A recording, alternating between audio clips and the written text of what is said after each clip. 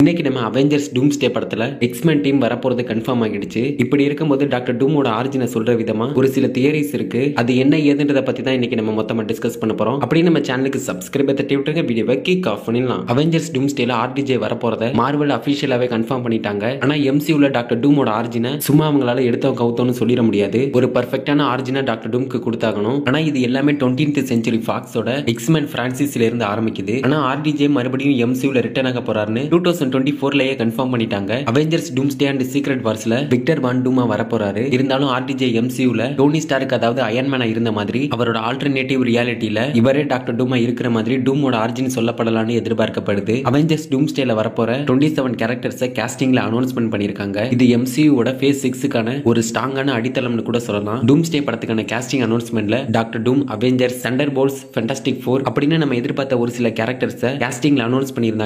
ஆனா நம்ம எதிர்பார்த்த டாக்டர் ஸ்டேஞ்ச், ஸ்பைடர்மேன், ஹல்க் அப்படின்னு நம்ம எதிர்பார்த்த சில முக்கியமான கேரக்டர்ஸை காஸ்டிங்ல அவங்க அனௌன்ஸ்மெண்ட் பண்ணல. எதுக்காக இவங்க இந்த கேரக்டர்ஸ் அனௌன்ஸ்மெண்ட் பண்ணல, என்னவா இருக்கும் அப்படின்றத பத்தி ஃபுல்லா எக்ஸ்பிளைன் பண்ணி செப்பரேட்டா அவெஞ்சர்ஸ் டூம்ஸ்டே காஸ்டிங் எக்ஸ்பிளனேஷன் வீடியோலயே ஃபுல்லா எக்ஸ்பிளைன் பண்ணி ஆல்ரெடி வீடியோ அப்லோட் பண்ணிட்டோம். நீங்க இதை பத்தி தெரிஞ்சுக்கணும்னா மறக்காம இந்த வீடியோ செக் பண்ணி பாருங்க. நம்ம அதை பத்தி பேச ஆரம்பிச்சா இன்னுமே இந்த வீடியோ கொஞ்சம் லென்த்தா போயிடும். சோ நீங்க இதை பத்தி இன்னும் தெரிஞ்சுக்கணும்னா மறக்காம இந்த வீடியோ செக் பண்ணி பாருங்க. பட் எனிவேஸ் நம்ம இப்ப டாபிக் உள்ள வந்துருவோம். நம்ம எதிர்பார்த்த மாதிரியே முக்காவாசி கேரக்டர்ஸை காஸ்டிங்ல அனௌன்ஸ் பண்ணிருந்தாங்க. ஆனா நம்ம எதிர்பார்க்காத எக்ஸ்மென்ல நிறைய பேரை காஸ்டிங் பண்ணியிருந்தாங்க. எக்ஸ்மென் மறுபடியும் திரும்பி வர்றது டாக்டர் டூம்கான கதையை சொல்றதுக்காக இருக்கும்னு இன்னொரு பக்கம் ஒரு தியரி சொல்லுது. அதாவது எக்ஸ்மென் டைம்லைன்லயே விக்டர் வான் டூம் உருவாகி இருக்கலாம். இதை இன்னும் புரியுற மாதிரி விளக்கமா சொல்லணும் அப்படின்னா எக்ஸ்மெனோட டைம்லைன் மாத்தி அமைக்கப்பட்டிருக்கிறதுனால ஆர்டிஜே டாக்டர் டூமா இந்த வழியா கூட உருவாகிறதுக்கான வாய்ப்புகள் இருக்கு. 2014ல ரிலீஸ் ஆன படம் டைம்லைனையும் ஒரிஜினல் ட்ரியாலஜியையும் ப்ரீக்வல் சீரிஸையும் ஒரு வருஷப்படுத்துச்சு. உல்வரின் 1973க்கு போய் மொத்த ஹிஸ்டரியையும் மாத்தினதுனால இது அடுத்தடுத்து பல வருஷத்துக்கு பெரிய பெரிய நிகழ்வுகளையும் மாற்றங்களையும் ஏற்படுத்துச்சுன்னு கூட சொல்லலாம். இதனால மிஸ்டிக், மேக்னெட்டோ இது மாதிரியான வில்லன்ஸ் ஹீரோவாவும் ஆன்டி ஹீரோவாவும் மாற ஆரம்பிச்சாங்க. இது மட்டும் இல்லாம பீஸ்ட், சைக்ளாப்ஸ், ஸ்ட்ரோம் மாதிரியான இறந்த ஹீரோஸ்களும் மறுபடியும் உயிரோட திரும்பி வந்தாங்க. டெட்பூல் அண்ட் உல்வரின்ல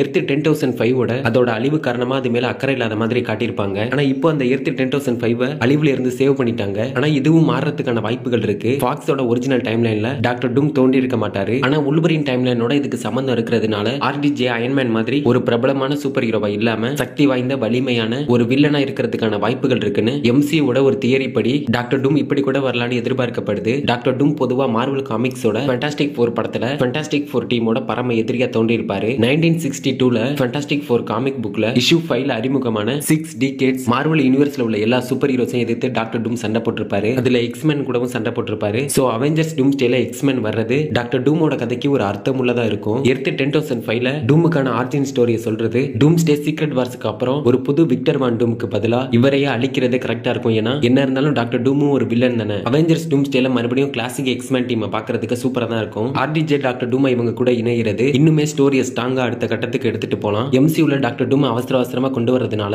டாக்டர் டூமை எப்படி காட்ட போறாங்க, டூமுக்கான ஆரிஜின் ஸ்டோரியை எங்க இருந்து ஆரம்பிச்சு அதை எப்படி அடுத்த கட்டத்துக்கு எடுத்துட்டு போக போறாங்க அப்படின்ற ஒரு சின்ன கவலையும் ஆடியன்ஸ் மத்தியில இருக்க தான் செய்யுது. பட் எனிவேஸ் இது எல்லாத்தையும் தாண்டி டூம்ஸ்டே சீக்ரெட் வார்ஸை வச்சு நம்ம இது வரைக்கும் பார்த்துட்டாத ஒரு மிகப்பெரிய பிரான்சிஸை நம்ம கண்ணில் காட்ட தான் போறாங்க. அது வரைக்கும் காத்திருப்போம். இன்னொரு பக்கம் ஃபேண்டாஸ்டிக் ஃபோர் படத்திலே டாக்டர் டூம் வரதுக்கான வாய்ப்புகள் இருக்குன்னு ஆன்லைன்ல ஏகப்பட்ட ரூமர்ஸ் வந்துட்டு இருக்கு. இது எந்த அளவுக்கு உண்மைன்னு தெரியல. ஆனா காமிக்லயும் சரி மூவிஸ்லயும் சரி ஃபேண்டாஸ்டிக் ஃபோர் டீமோட பரம எதிரினா அது கண்டிப்பா டாக்டர் டூம் தான். அப்படி பார்க்கும்போது ஃபேண்டாஸ்டிக் ஃபோர் படத்திலேயே Easter eggs, plot holes, post credit scene இதுல எங்கேயாவது கூட டாக்டர் டூம் வரதுக்கான வாய்ப்புகள் இருக்கு. பாப்பா என்ன பண்றாங்கன்னு. ஆர்டிஜேவை டாக்டர் டூம் அனௌன்ஸ் பண்ணது கூட மார்வலுக்கு பெரிய பிரச்சனையா இருந்திருக்காது. ஆனா ஆர்டிஜேவை டாக்டர் டூமை எப்படி எம்சியூல காட்ட போறாங்க, டூமோட கதையை எப்படி அடுத்த கட்டத்துக்கு எடுத்துட்டு போக போறாங்கன்றதுதான் மார்வலுக்கே ஒரு பெரிய சவாலா இருக்கும். இது எல்லாத்தையும் தாண்டி நம்ம எதிர்பார்த்ததை விட பெர்ஃபெக்ட்டா பண்ணிடுவாங்கன்னு நம்பிக்கை இருக்கு. பாப்போம். இதை பத்தி நீங்க என்ன நினைக்கிறீங்கன்றத கமெண்ட்ல சொல்லிட்டு அப்படி நம்ம சேனலுக்கு சப்ஸ்கிரைப் தட்டி விட்டுங்க. அடுத்த வீடியோல பார்க்கலாம்.